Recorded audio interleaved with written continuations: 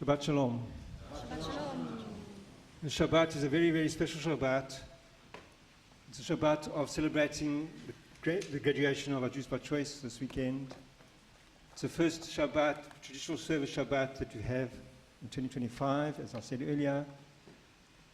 The Parashat is Parashat BeShalach, when he sent, when Pharaoh sent our ancestors free from Egypt.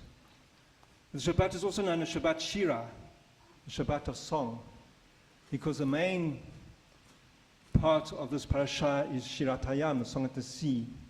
You know the story so well, the sea of reeds parts, so the Israelites can go through it on dry ground. Egyptians follow, and the sea closes in on them and they drown. Why were the Egyptians pursuing the Israelites after they left Egypt? Because Pharaoh changed his mind. The Torah tells us that Pharaoh realized that he had made a mistake in letting his slaves go free. He said, "What have we done? We let our workforce go free." And he gathers his soldiers, his warriors on chariots, and they've chased after the Israelites. What struck me by this week's Torah portion is the importance of water in the story, Mayim. And I guess it struck me because I listened to a podcast about ancient civilizations, and the one episode spoke about the Babylonian story of creation, where the Mayim, they call it something else, but it begins with the as well, appears frequently. The this primeval meditative sound which many religions have. So I looked at the parasha about water. Water gives nourishment. We can't exist without water. But water can also be destructive.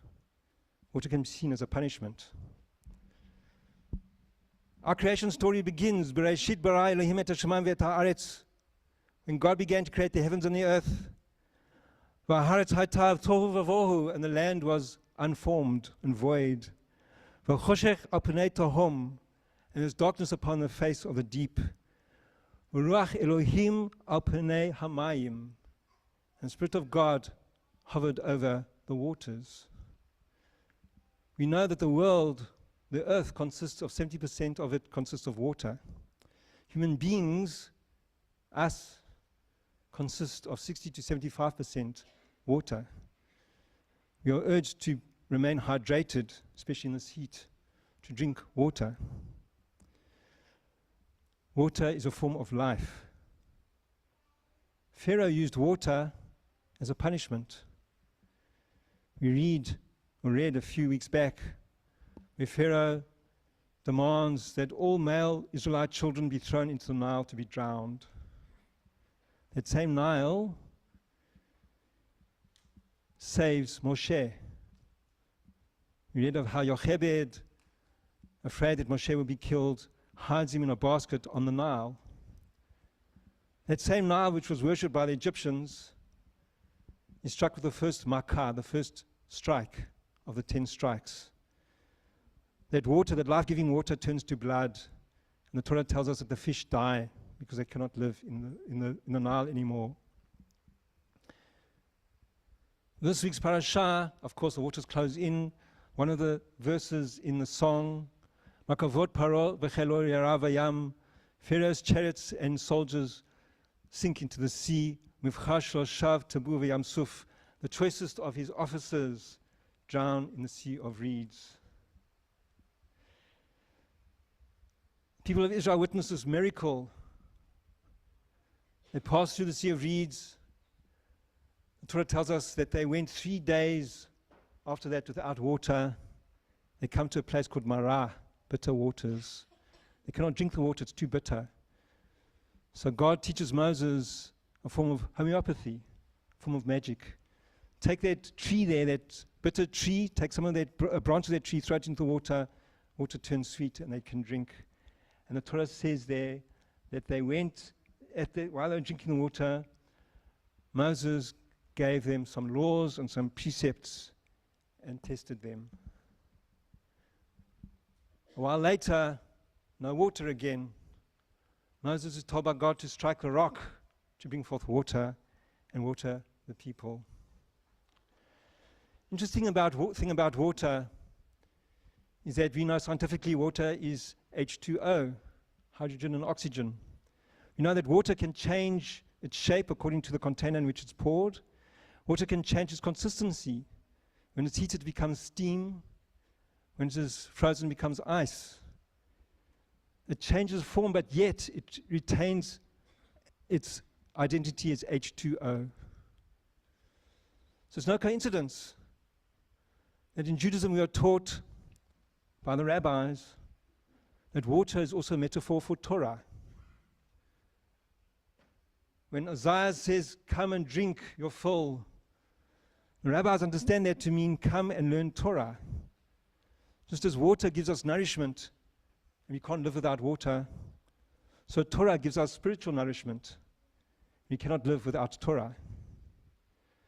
So therefore, perhaps it's no coincidence that at Marah, at the oasis of bitter waters, when Moses turns the waters into sweet waters, while the Israelites are drinking, Moses teaches them laws and precepts as they go on their journey towards Har Sinai to receive the 10 utterances, and finally, their final destination, the land of Israel.